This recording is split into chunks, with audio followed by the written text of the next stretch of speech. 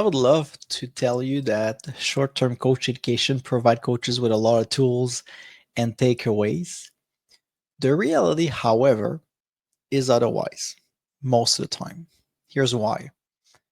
If I attend a lunchtime webinar on topic X, usually it's done in a more lecturing format, maybe presentation format, where I'm not going to really engage in reflection, in trying to take the content, the concepts, and link it back to my coaching context. So while I might learn a thing or two, we often say we only remember 5 to 10% of things that we listen to.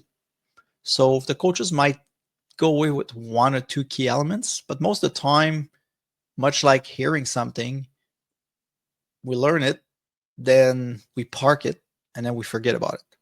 So not to say it's not good, but the reality, if we based our assessment on what teaching and learning studies are showing, is that in order for something to be truly usable, retained, and be able to take it to the field for a coach, you need to link it to your coaching context. Meaning, if I'm learning about motivating athletes, I have to, after that, take this and reflect on who are my athletes, what is my context, how old are they, am I coaching on the ice, on the slopes, on the court, in a gym?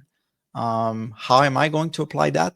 So there has to be a reflection by the coaches in terms of using the information and applying it.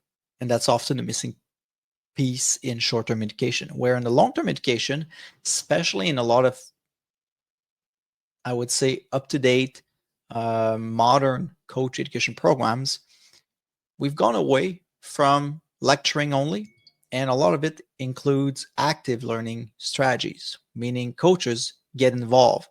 There's discussions, there's reflections, there's case studies, scenarios, development of strategies for your coaching context. So coaches get to learn a few things, and then we turn around and give them a chance to really take in the content and see how they can use it with their athletes. So that's the difference.